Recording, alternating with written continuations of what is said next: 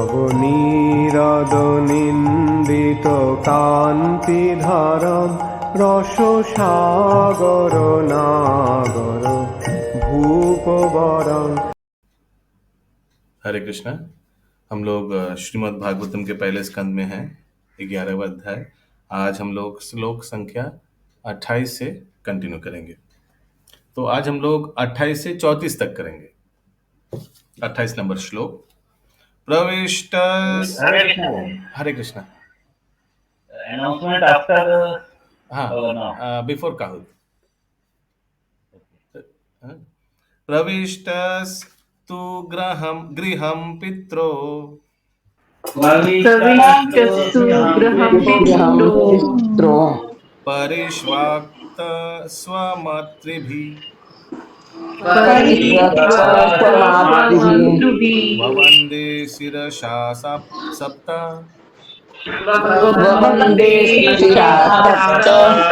देवकी प्रमुखा मुड़ा।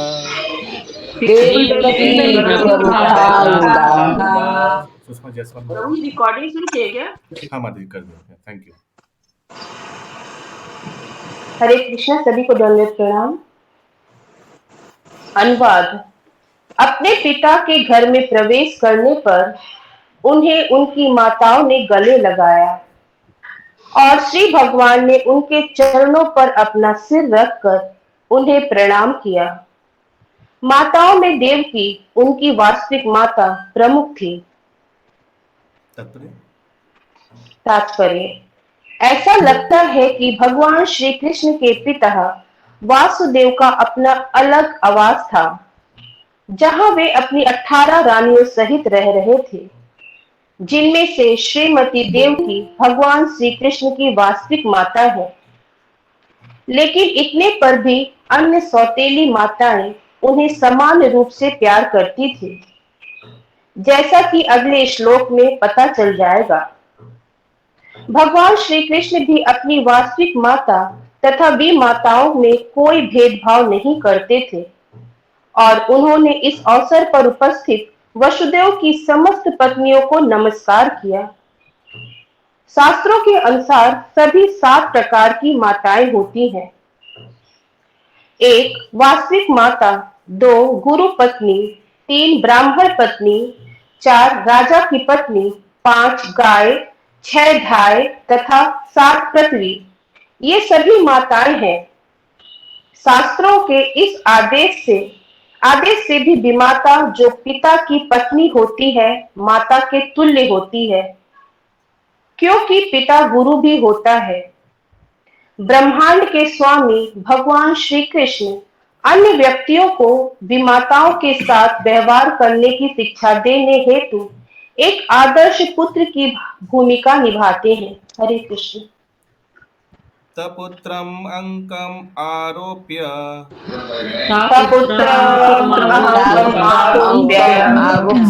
स्नुत पयोधरः हर्षविवलितात्मनः शिशिचूर्नेत्रजैर्जले।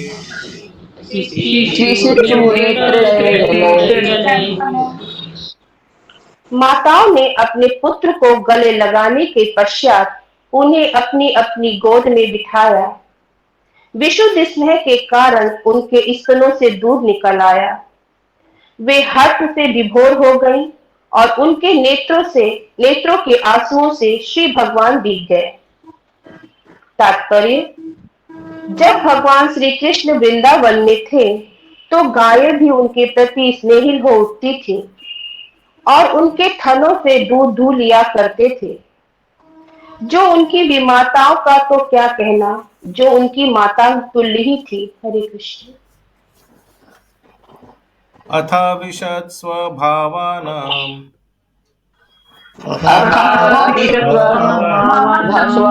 सर्वकामाम् अनुत्तमम् प्रसादयात्र पत्नीनां सहस्राणि च षोडश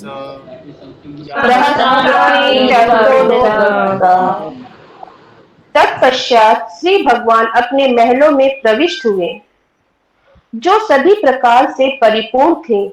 उनमें उनकी पत्नियां रहती थी और वे 16,000 से अधिक थी।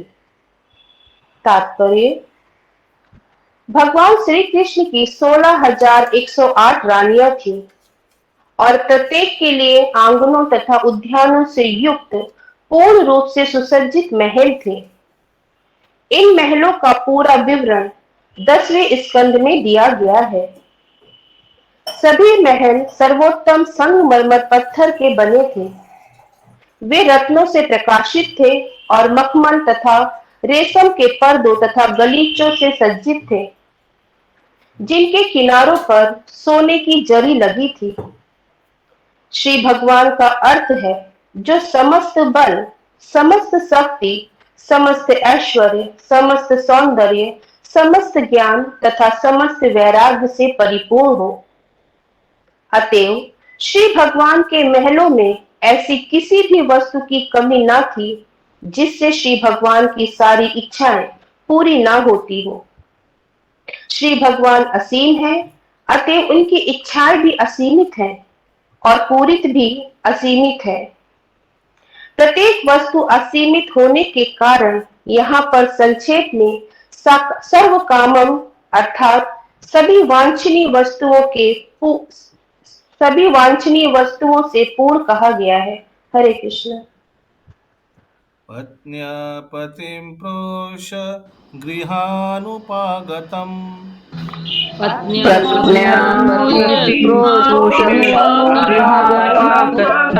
विलोक्य संजातमनो महोत्सवः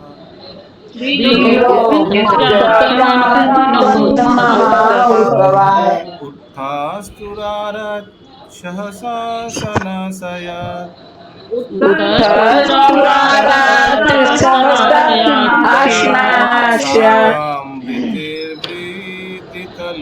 साम्भृतिर्वृतितलोचनाननः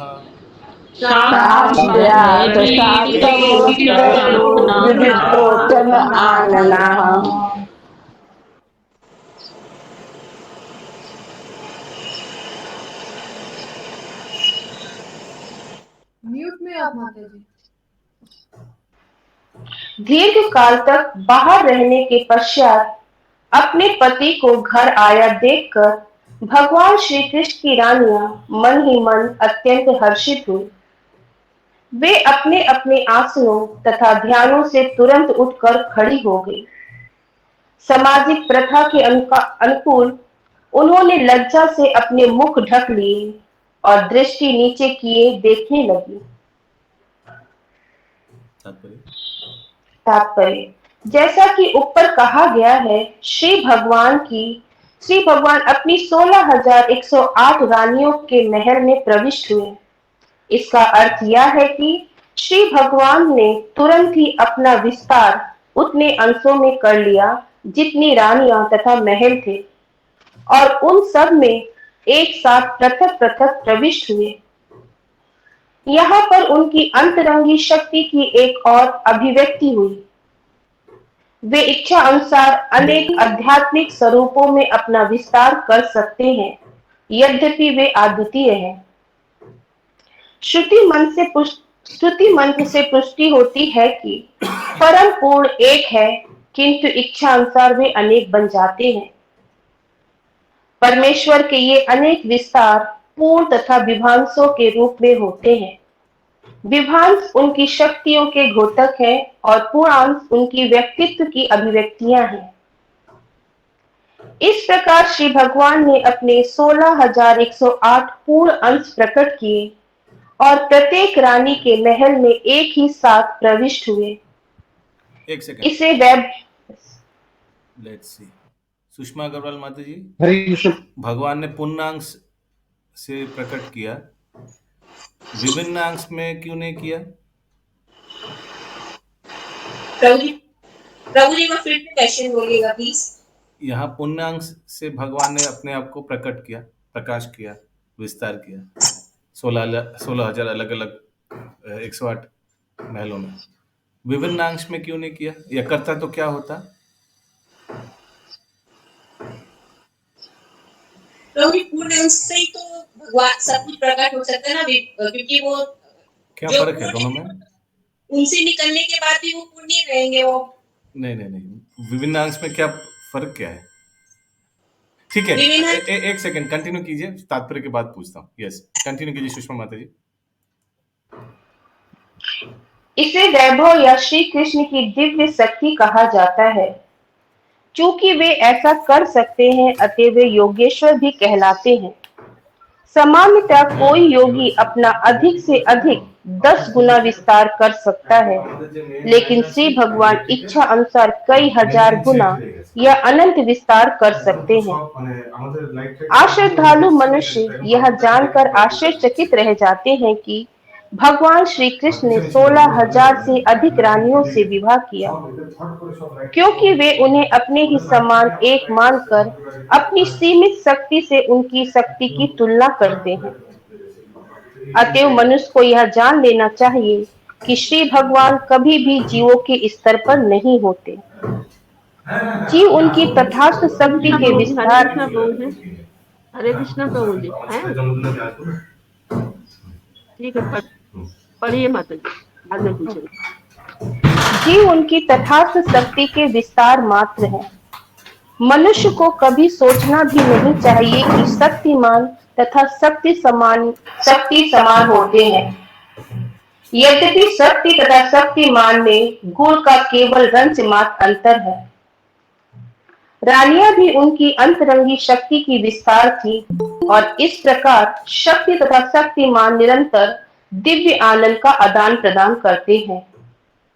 इन्हें ही भगवान की लीलाएं कहते हैं। अतएव किसी को यह जानकर आश्चर्य नहीं करना चाहिए कि श्री भगवान की इतनी सारी पत्नियां थीं। उल्टे मनुष्यों को यह मानना चाहिए कि यदि श्री भगवान के 16 करोड़ पत्नियां होती, तो भी वे अपनी असीम तथा अक्षय शक्ति को पूर्ण रूप से प्रकट नहीं कर रहे थे। उन्होंने मात्र 16,000 पत्नियों से विवाह किया, और उनमें से प्रत्येक के महल में यह दिखाने हेतु प्रवेश किया कि इस पृथ्वी पर कोई मनुष्य कितना ही बलवान क्यों न हो, वह ना तो उनकी समता कर सकता है, ना उनसे बढ़कर है। अतएव ना तो कोई उनके समान है, ना उनसे बढ़कर है। श्री भगवान सभी विषयों में सदा महान है। शाश्वत सत्य भी यही कहता है कि ईश्वर महान है। हरे कृष्णा। तो किसी का कोई विचार है, ये एक जगह 16,108 और दूसरी जगह 16,000 क्यों लिखा है?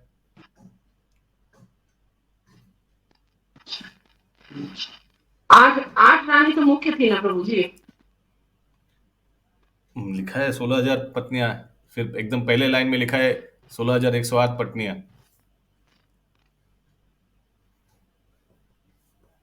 हरे कृष्ण प्रभु जी, उन्होंने तो 16,000 एक साथ विवाह किया था, इसलिए उनको ऐसे ऐसा सब तो पत्नियां ही हैं 16,108। एनीवेज, हमको लग रहा है कि ये एक माने जस्ट राउंड ऑफ फिगर बोलने के लिए 16,000 ऐसे बोल रहे हैं, समझ रहे प्रभु जी हैं? यहाँ पहले 16,000 से अधिक लिखा है। हरे कृष्ण प्रभु जी, 16,000 से अधिक रानी। अच्छा, अधिक लिखा है क्या? 16,108 है। हाँ नहीं एक नहीं लिखा हुआ है। एक जगह में सिर्फ 16,000 लिखा हुआ है। हाँ, तो वही राउंड ऑफ फिगर बताया, वही राउंड फिगर बताने के लिए। राउंड फिगर बताने के लिए, हाँ वही। अच्छा, दूसरी बात, यस, मैं विभिन्न अंश और स्वांश का पूछा था, ये अभी तक किसी को पता आंसर पता है किसी को? क्यों? ये है कि हम बता सकते हैं थोड़ा बहुत। हाँ बोलिए बोलिए। कि कृष्ण, जैसे भगवान कृष्ण अपने आप को विस्तार कर सकते थे, उसी तरह रानियों को भी उन्होंने विस्तृत किया था, और उनको विभिन्न रूपों। हाँ हाँ, बोलिए बोलिए। क्योंकि वो भी उनके विस्तार रूप में ही थी, और ये रानियों भी को कहा विस्तार किया? रानियों तो थी अलग अलग, 16,108 तो अलग अलग व्यक्ति थे, लेकिन कृष्णा एक थे। वो अपनी लीला को चलाने के लिए ऐसा किए थे। तो स्वांश और विभिन्न अंश में क्या फर्क है? ये शशि माता जी। हरे कृष्ण प्रभु जी, स्वांश बनना अपने जैसा रूप वो प्रकट करिए, और भी नर्स मतलब और अनेक रूप में, जैसे को बड़ा नरसिंह मस्त ये सब होता है। यस, नहीं तो एक महल में भरा जाता है, एक महल में नरसिंह देव चला जाता है, एक महल में अलग अलग अवतार सब चलाया था 16 उसीलिए इतना सिंपल क्वेश्चन था। यस आशीष प्रभु। प्रभु जी विभिन्नांश कोश कैसे होगा? भगवान नरसिंह और ये सब विभिन्नांश में तो नहीं आते हैं, केवल जीव तत्व आता है विभिन्नांश। नहीं हाँ different incarnation with different form। याद है हम लोग पढ़ा था। यस आशीष प्रभु। मुझे एक लाइन है वही पूछना। हाँ बोलिए। The separated portions are representation of his energy and the plenary portions are manifestation of his personality। ये वाला कल समझ आता है। हाँ so plenary portion वही swarms विभिन्नांश plenary portion are as in भगवान का ये 16,108 it is like Krishna himself। so any Krishna you go any mahal same Krishna Dwarka Krishna that is plenary portion and विभिन्नांश different incarnations। Prabhu yes Ashok प्रभु। अरे बोल रहे हैं प्रभु की बाकी जो अवतार हैं चाहे वो नरसिंह अवतार हो चाहे और जितने अवतार हैं तो उनका भिन्नांश कैसे कर सकते हैं आप? उनको भी तो पूर्ण अंशी हैं। आप लोग को याद नहीं हम लोग ये पढ़ा था same Krishna but different form. Meaning के चलते बोल रहे हैं। भिन्नांश का जो मीनिंग है जो है जो जिसके लिए जो टर्म दिया गया है उसको तो एक्सेप्ट करना पड़ेगा। अच्छा यस श्रीमती जी आप कुछ बोल रहे हैं? यस प्रभु जी, वो यहाँ पे एक लाइन है कि कृष्ण ने 16,000 से एक अधिक नानियों से विवाह किया क्योंकि वे उन्हें अपने ही समान एक मानकर अपनी सीमित शक्ति से शक्ति की तुलना करती हैं, उनकी शक्ति की तुलना करती। अच्छा ये हमको लाइन इंग्लिश वाला देखना पड़ेगा थोड़ा। आशीष प्रभु ढूंढिए कौन सा लाइन है। यस पिंकी माता जी। अश्रद्धालु लोग यह जानकर आश्चर्यचकित रह जाते हैं कि कृष्ण ने 16,000 से अधिक रानियों से विवाह किया क्योंकि वे उन्हें अपने ही समान एक मानकर अपनी सीमित शक्ति से उनकी शक्ति की तुलना करते हैं। तो इजी है तो वे माने ये अश्रद्धालु व्यक्ति वो सोचते हैं कृष्ण हम लोग जैसे ही है। ओह अच्छा। यस पिंकी माता जी। हाँ हरे कृष्ण प्रभु जी, हम सिर्फ ये बोल रहे हैं कि जैसे अभी अशोक प्रभु जी बोले ना कि अंश और विभिन्न अंशों का एक्चुअली वो वामन अवतार या नरसिंह अवतार वो तो अवतार हैं और यहाँ तो कृष्ण अपना विस्तार कर रहे हैं, अवतार नहीं ले रहे हैं, ये तो विस्तार कर रहे हैं। हाँ विस्तार। यस हरे कृष्ण प्रभु जी। यस हरे कृष्ण प्रभु जी, दंडवत प्रणाम। प्रभु जी यहाँ भिन्नांश उनकी शक्ति द्योतक है, शक्ति तो उनकी राधा रानी थी ना, तो राधा रानी और कोई शक्ति राधा रानी और कोई शक्ति नहीं है क्या राधा रानी के अलावा? भगवान के असंख्य शक्ति। नहीं प्रभु एक शक्ति तो थी ना राधा रानी, तो उनका तो राधा रानी की जो और भी जितने जो 16,108 पत्नियां थी वो तो राधा रानी की ही एक्सपेंशन थी, तो उस हिसाब से तो वो सब उनकी शक्ति हुई। और यहाँ पूर्णांश उनका व्यक्तित्व था, तो वो तो खुद ही एक व्यक्ति के रूप में थे। पूर्णांश माने कृष्णा हिमसेल्फ। 16,108 महल में कहीं भी जाते आप द्वारका कृष्णा को ही मिलता है। हाँ प्रभु जी यही बोल रहे हैं कि पूर्णांश मतलब तो खुद वो कृष्ण जी स्वयं हो गए, और शक्ति मतलब भिन्नांश मतलब उनकी जो शक्ति है राधा रानी, उनका जो 16,108 पत्नियां थी। नहीं वो वहां मत जाइए। सेम फॉर्म डिफरेंट फॉर्म, बस इतना सिंपल आंसर है। सेम फॉर्म माने सेम आकार और अलग अलग आकार, ठीक है? समझ में आ रहा है? बस इतना ही है। सिंपल चीज को सिंपल ही रहने दीजिए। सेम मतलब प्रभु जी अंश और डिफरेंट मतलब भिन्न भिन्न। यस अशोक प्रभु नहीं मान रहा है। नहीं ऐसा नहीं है। नहीं हम बोले कि माने चेहरा से जो है आकार उनका अपना रूप। यस कुछ दिन आगे ये आया था डेफिनेशन में, आप लोग भूल जा रहे हैं। यस प्रभु जी आया था ये। वो विलास अवतार एक दो नाम अलग अलग था इसका, वही वैभव और विलास। वैभव और विलास। प्रभु एक सेकंड ये वाला फिर से एक बार, ये जो अभी जो बोले ये भिन्नांश उनकी शक्ति के घोतक है और पूर्णांश उनके व्यक्तित्व की अभिव्यक्ति। अभी यहाँ पर जो भगवान डिफरेंट फॉर्म में सबके साथ है वो पूर्णांश ही तो हुआ। ये सेम कृष्णा कोई पूर्णांश। हाँ सोचिए एक सेकंड, कोई कोई भी किसी में आप जाते तो 100% कृष्णा मिलता है, दूसरा महल में जाते कि आपको 98 मिलता है क्या? नहीं, वही मैं बोलना चाह रहा हूँ, एकदम xerox copy xerox copy xerox copy करके सब एक एक महल में घुस गया। पूर्णांश हुए, और जो भगवान के अवतार है वो हो गए भिन्नांश। विभिन्न अंश में अलग अलग है, तो इसमें पूर्णांश, ये प्रसंग में पूर्णांश मीन्स सेम द्वारका कृष्णा हर एक महल में। जैसे रासलीला में एकदम same Krishna with every Gopi. Yes, आगे जसवल माता जी। কৃষ্ণ প্রভু यस कौरवी माता जी। হ্যাঁ বলছি যে তাহলে মানে 16,108 রানীর ঘরেতে তাহলে একই রূপে গিয়েছিলেন না বিভিন্ন রূপে একই গিয়েছিলেন? রূপে একই রূপে। আচ্ছা। আপনাকে বলুন, কোটি কোটি গোপিকাদের সঙ্গে ভগবান রাস নৃত্য করেছিল, একই রূপে না আলাদা আলাদা রূপে? না না একই রূপে। बस। यस निर्गुणा लंबरी माता जी। हरे कृष्ण। कृष्णा प्रभु, स्वांश तो अलग वर्ड होते हैं ना, पूर्णांश और स्वांश तो डिफरेंट होते हैं ना, या सेम है? एक ही है? डिफरेंट है। अच्छा, डिफरेंट है। तो Different स्वांश तो बलराम हुए ना, मतलब स्वांश के एग्जाम्पल बलराम हुए। हाँ, और भी है स्वांश के नहीं, example। जस्ट फॉर एक बोलने के यस लिए। Yes okay, yes you are right. ठीक है। Same Krishna different form, same Krishna same form, यही फर्क है। आगे।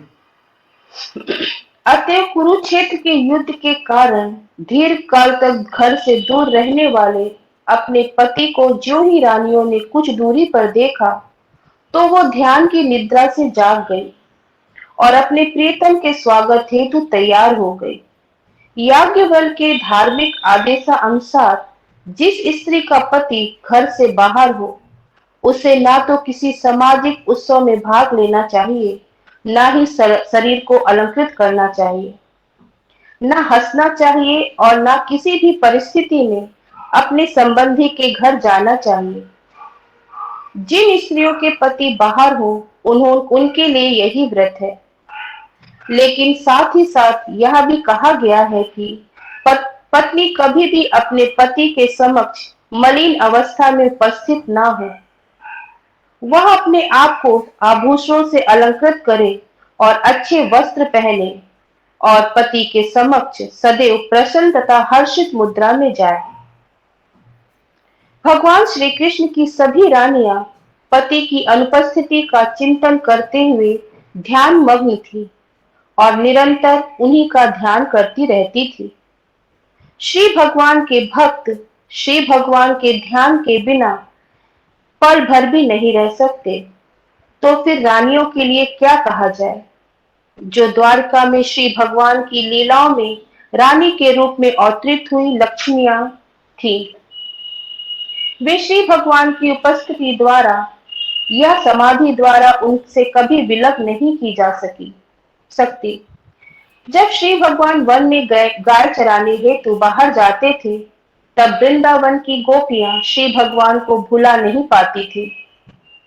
जब बाल रूप भगवान श्री कृष्ण गांव में नहीं होते थे तब घर पर गोपियां नरम चरण कमलों से कठोर भूमि पर चलते हुए भगवान श्री कृष्ण के बारे में चिंता करती रहती थी। कभी कभी इस प्रकार चिंतन करते करते वे समाधि में पहुंच जाती और हृदय में संताप करती। श्री भगवान के शुद्ध पार्षदों की ऐसी ही दशा होती है, वे सदैव समाधि में रहते हैं। अतः भगवान श्री कृष्ण की अनुपस्थिति में रानियां भी समाधिस्थ थी। इस समय श्री भगवान को कुछ दूरी पर देखकर उन्होंने अपने सारे कार्य छोड़ दिए, जिनमें स्त्रियों के उपयुक्त व्रत भी शामिल थे। श्रील विश्वनाथ चक्रवर्ती ठाकुर के मतानुसार इस अवसर पर नियमित मनोवैज्ञानिक प्रतिक्रिया हुई। पहले तो वे सभी अपने अपने आसनों से उठ गए, क्योंकि अपने अपने पति को देखना चाहती थी, किंतु स्त्री सुलभ लज्जा के कारण वे रुक गई। लेकिन प्रबल उत्कंठा के कारण उन्होंने इस दुर्बलता की अवस्था पर काबू पा लिया और श्री भगवान का आलिंगन करने की भावना से अभिभूत हो गई और इस विचार से वे अपने आसपास के परिवेश को भूल गए। इस उत्कंठा की महान दशा के कारण सारी औपचारिकताओं एवं सामाजिक रीति रिवाजों का अंत हो गया और इस प्रकार श्री भगवान की मिलन पथ के सभी अवरोध दूर हो गए। आत्मा के प्रभु भगवान श्री कृष्ण के मिलन की यह चरम अवस्था है। हरे कृष्ण। तमात्मजे हरे कृष्णा प्रभु जी। यस हरे कृष्णा प्रभु जी। प्रभु जी ये भिन्नांश और स्वांश बताए। हाँ बताइए। तो ये कृष्ण लीला का जो 87 ये चैप्टर था ना, उसमें से हम इसको नोट किए थे। इसमें है भिन्नांश, स्वांश होता है भगवान का व्यक्तिगत विस्तार। स्वांश विस्तारों को विष्णु तत्व कहा जाता है और भिन्नांश है जीव इंद्र तृप्ति हेतु भौतिक जगत की गतिविधियों में रखा जाता है। ओके पंकज मित्र प्रभु जो बोल रहे थे विभिन्नांश मीन्स जीव, एक बार ये प्रसंग फिर से वो लाइन सेंटेंस पढ़िए शशि माता जी। भिन्नांश वाला नहीं हम लोग जो तात्पर्य पढ़ रहा था उस लाइन में पढ़िए। अच्छा वो वाला। भिन्नांश उनकी शक्ति के द्योतक हैं और पूर्णांश उनके व्यक्तित्व की अभिव्यक्तियां हैं।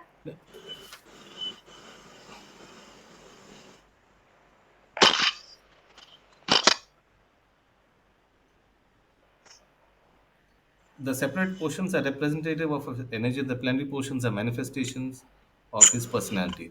Thus, the personality of Godhead manifested himself in 16108 plenary expansions and simultaneously entered into each and every one of the palaces of the queens. This is called Vaibhav. Vaibhav Prakash. अभी याद आया। वैभव प्रकाश और क्या था? विलास प्रकाश। यस याद आया, वो term याद आया। वैभव प्रकाश और विलास प्रकाश ना, ऐसे कुछ था। विलास था हाँ। इंग्लिश में ये लिखा है दिस इज कॉल्ड वैभव, हिंदी में लिखा है दिस इज कॉल्ड वैभव। पहले भी हम लोग पढ़ रहे थे, उसमें था शक्ति और शक्तिमान को, जैसे ज्ञानी लोग जैसे वैभव और विलास याद आ गया। तो ये हिंदी में नहीं लिखा है ये बात, दिस इज कॉल्ड वैभव। लिखा है प्रभु, इसे वैभव और श्री भगवान की दिव्य शक्ति कहा जाता है। हाँ, so ये एक्चुअली मैं बोलना चाह रहा था। अच्छा वो अभिनीत माती आप ये फाइंड आउट किया रिगार्डिंग स्वाम्स एंड विभिन्नांश। ये वैभव और विलास, इसका हम लोग कुछ दिन आगे पढ़ा था कि भगवान का एक जैसा एक्सपेंशन और भगवान का अलग अलग जैसा शरीर का एक्सपेंशन, वो विलास प्रकाश है शायद। ये हम लोग कुछ दिन आगे किया था। यस थैंक्स प्रभु जी। यहाँ पे जो शक्ति का द्योतक बता रहे भगवान का, तो भगवान का शक्ति का द्योतक है मतलब कि जैसे जीव है तो उसमें भगवान का शक्ति का कुछ अंश है, मतलब बहुत कम मात्रा में है, प्लेनरी पोर्शन। इसीलिए हाँ, जो भिन्न अंश जो है जीव है उसमें शक्ति कम होता है, कुछ में शक्ति ज्यादा होता है। तो ये शक्ति का जो द्योतक है, मतलब जो शक्ति को जो रिप्रेजेंट कर रहा है वो पार्ट विभिन्न अंश बताएगा इसके ये श्लोक के हिसाब से। These manifold expansions of Supreme Lord are manifested as plenary and separated portion. The separated portion are representation of his energy and the plenary portions are manifestation of his personality. एकदम सही, करेक्ट। ओके हाँ, लेकिन वही इधर बोला जा रहा है कि जो भी भगवान एक्सपेंड किया वो सेम एक जैसा है, अलग अलग रूप में नहीं है। अलग अलग रूप में भी नहीं और शक्ति में भी सब एक जैसा है। सब एक जैसा है। यस, क्योंकि विभिन्न जो शक्ति में कम वैसी मतलब वो कम रहता है, भगवान के समान शक्तिमान तो नहीं होता है, उसका मतलब गुण एक रहता है लेकिन उसमें क्वांटिटी कम रहता है ना। लेकिन ये जितना एक्सपेंशन है सब टोटली भगवान के समान ही। Yes thank you. 32 नंबर श्लोक। तमात्मजे दृष्टिभिरन्तरात्मना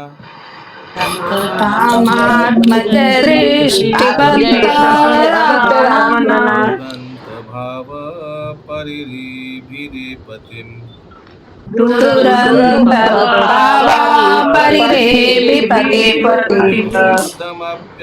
श्रवदम्बुनेत्रयो निरोधमपि अस्त्रवतम्बुनेत्रयो विराजन्तीनं भृगुवर्यवैक्लवात्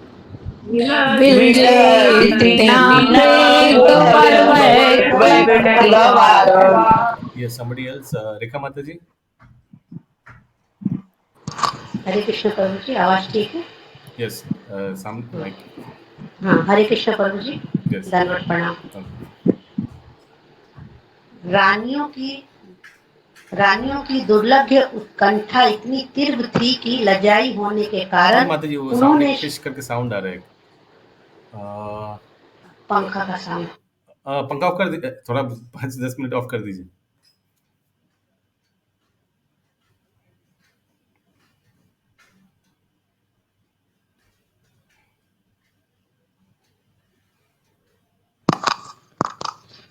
हरे कृष्ण प्रभु जी, एकदम क्लियर है। यस।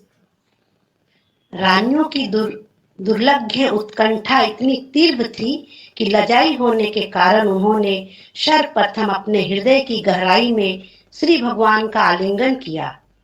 फिर उन्होंने दृष्टि से उनका आलिंगन किया और तब अपने पुत्रों को उनका आलिंगन करने हेतु भेजा, जो स्वयं ही आलिंगन करने जैसा है। लेकिन हे भृगुश्रेष्ठ, यद्यपि वह भावनाओं को रोकने का प्रयास कर रही थी, किंतु अनजाने उनके नेत्रों से अश्रु छलक आए। तात्पर्य मुझे कौन किससे कर रहे हैं? सूत गोस्वामी सौनकादि ऋषि को। ये भृगुश्रेष्ठ लिखा हुआ यहाँ पे, लेकिन हे भृगुश्रेष्ठ, यद्यपि वो भावनाओं को रोकने का प्रयास कर रही थी।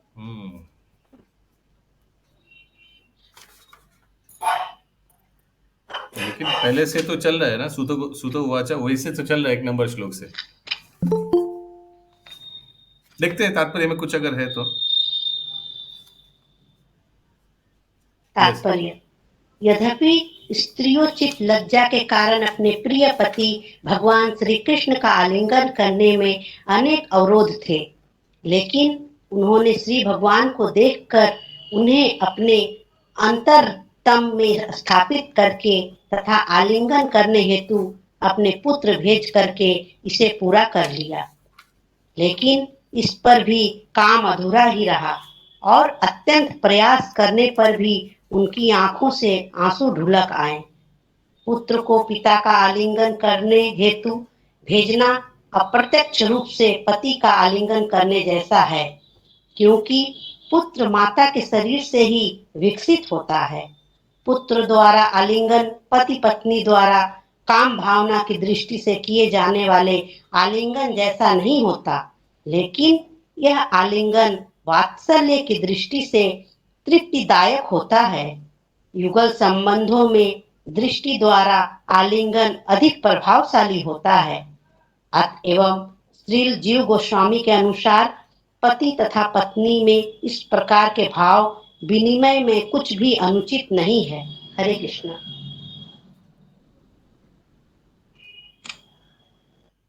यहाँ जीव गोस्वामी कहते हैं? नहीं, जीव गोस्वामी तो टीका में बोल रहे हैं। ये भृगु श्रेष्ठ है।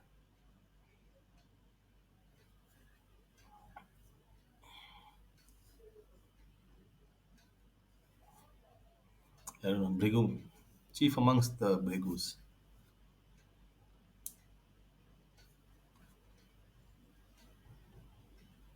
प्रभु जी, बहुत ब्राह्मणों को भी भृगु श्रेष्ठ बोला जाता है क्योंकि भृगुवंशी होते हैं, इसलिए। ओके। 33 नंबर श्लोक। यद्यापि यसो पार्श्वगतो रहो जगतस् यद्यपि यसो पार्श्वगतो रहो तथापि तस्याङ्घ्रियुगं नवं नवम्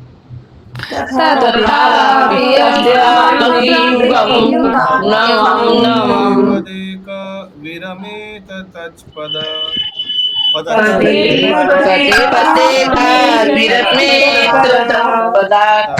चलापि यश्रीरिन् न जहति कर्हिचित् तच्चलापि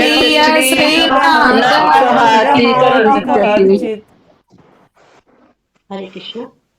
यद्यपि भगवान श्री कृष्ण निरंतर उनके पास थे और बिल्कुल अकेले भी थे, तो भी उनके चरण उन्हें नवीनीतर लग रहे थे।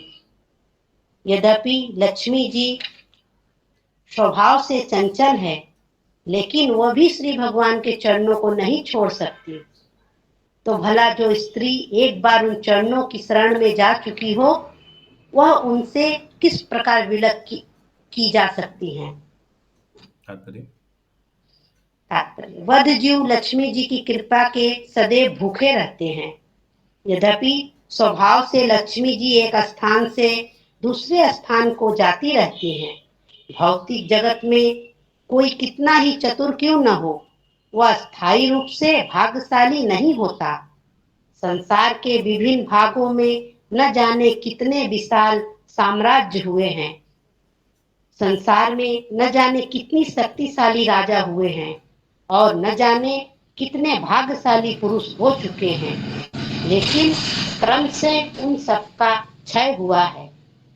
यही प्रकृति का नियम है, लेकिन आध्यात्मिकता में स्थित भिन्न होती हैं। ब्रह्म संहिता के अनुसार श्री भगवान की सेवा में सैकड़ों हजारों लक्ष्मियां अत्यंत विनम्रता पूर्वक लगी रहती हैं। वे श्री भगवान के साथ सदैव एकांत में होती हैं, तो भी श्री भगवान का सानिध्य नित नित इतना नवीन लगता है कि वे क्षण भर के लिए भी श्री भगवान को नहीं छोड़ पाती। यद्यपि वे स्वभाव से चंचल हैं और इधर उधर विचरण करती रहती हैं, श्री भगवान के साथ आध्यात्मिक संबंध इतना उत्साहवर्धक व संपूर्ण होता है कि एक बार उनकी शरण में आ जाने पर श्री भगवान का संग नहीं छोड़ा जा सकता। सभी जीव स्वभाव से स्त्री हैं। पुरुष या भोक्ता तो श्री भगवान है और उनकी विभिन्न शक्तियों की सारी अभिव्यक्तियां भी स्त्री हैं। श्रीमद् भगवद गीता में अभिव्यक्तियां स्त्री हैं। श्रीमद् भगवद गीता में जीवों को परा प्रकृति अर्थात उच्चतर शक्ति की उपाधि दी गई है। भौतिक तत्व अपरा प्रकृति या निकृष्ट शक्ति हैं। ऐसी शक्तियां स्वामी या भोक्ता की तुष्टि के लिए व्यवहार में लाई जाती हैं। जैसा कि श्रीमद् भगवद गीता 5.29 में कहा गया है, परम भोक्ता तो स्वयं श्री भगवान हैं। अतएव जब शक्तियों को सीधे श्री भगवान की सेवा में लगाया जाता है, तब उनका स्वाभाविक स्वरूप जागृत हो जाता है और तब शक्ति तथा शक्तिमान में कोई विषमता नहीं रह जाती। सामान्यतः किसी नौकरी में लगे लोग सदैव राज्य या सरकार के परम भोक्ता के अधीन कोई पद चाहते हैं, क्योंकि श्री भगवान इस ब्रह्मांड के अंदर या बाहर की प्रत्येक वस्तु के परम भोक्ता हैं। अतएव उनकी सेवा में लगना हर्ष का विषय है। एक बार श्री भगवान की सर्वोपरि सरकारी सेवा में लग जाने पर कोई भी जीव कभी उससे मुक्त होना नहीं चाहता। मनुष्य जीवन की सर्वोच्च सिद्धि श्री भगवान की चरम सेवा में कोई कार्य प्राप्त करना है। इससे मनुष्य परम सुखी बनता है। तब उसे श्री भगवान के संबंध बनाए बिना चंचला लक्ष्मी को ढूंढने की कोई आवश्यकता नहीं रह जाती। हरे कृष्ण। हरे कृष्ण। एकदम सरकारी सेवा जैसा है। प्रभुपाद जी अच्छा से लगे। सरकारी नौकरी एक बार लग जाने से कोई बाहर नहीं आता है, एकदम रिटायरमेंट के बाद वैसे ही है। 34 नंबर श्लोक। एवं नृपाणां क्षितिभार जन्मनम्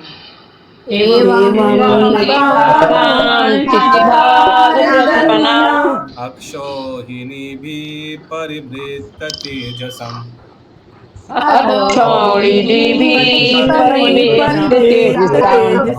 विधाय वैरं स्वसनो यथानलम्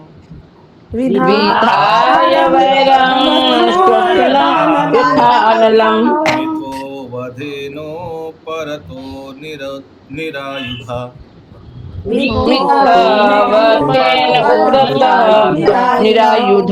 यस शशि जसवंत माता जी।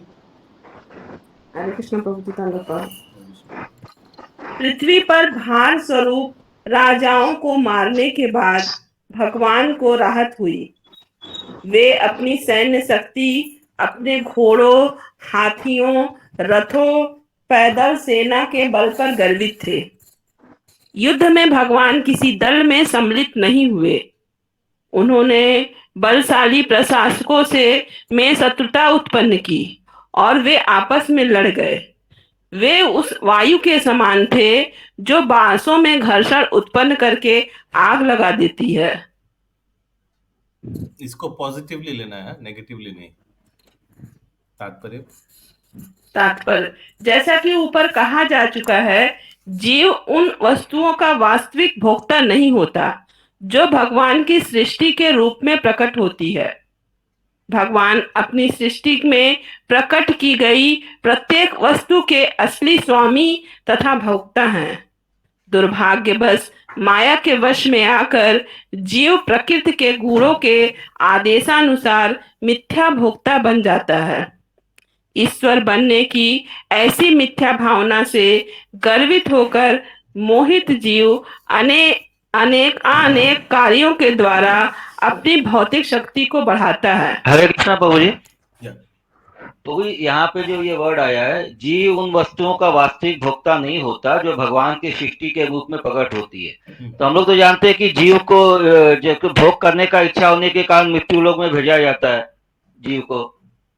तो फिर वो वास्तविक भोक्ता नहीं है, तो ऐसा कैसे होगा? हाँ, भोक्ता मतलब प्रभु स्वामित्व तो आता है। नहीं, एंजॉयर, प्रोप्राइटर एंड एंजॉय लिखा है। तो भोक्ता माने प्रोप्राइटर, एंजॉयर। तो प्रोप्राइटर तो नहीं है, ये तो हम लोग को मालूम है। सबका प्रोप्राइटर कृष्ण है और एंजॉयर जीव नहीं है। उसीलिए प्रभुपाद उदाहरण देता है, जीव जो भौतिक सृष्टि को एंजॉय करने का प्रयास करता है, वो वैसा ही है जैसे एक मधु का, हनी का बोतल को बाहर से चाटना जैसा। हाँ, यस। सो तो फिर ये टर्म कंट्राडिक्ट होता है ना कि जीवों को मतलब जब भोग का इच्छा होता है तो जीवों को मृत्यु लोक में भेजा जाता है। ये तो बच्चे को भी जब कुकिंग करने का इच्छा होता है तो उसको एक किचन सेट खरीद दिया जाता है न्यू मार्केट से। लेकिन क्या वो किचन सेट है? क्या उससे कुछ खाना पकता है? ठीक है, मतलब although it looks like a kitchen set, yes, although it looks like a kitchen set, it is of no use. कुछ बनेगा नहीं उससे। वैसे ही मटेरियल वर्ल्ड although लगता है कि भोग करने लायक है, लेकिन वास्तव में कुछ भी भोग नहीं कर सकते हम लोग। भोग मिलता नहीं। या आगे, ईश्वर बनने की ऐसी मिथ्या भावना से गर्वित होकर मोहित जीव अनेक कार्यों के द्वारा अपनी भौतिक शक्ति बढ़ाता है और इस तरह पृथ्वी का बोझ बन जाता है। और यहाँ तक कि पृथ्वी भले मानस के लिए रहने योग्य नहीं रह जाती। यह अवस्था धर्म से ग्लानि अर्थात मानव शक्ति का दुरुपयोग कहलाती है।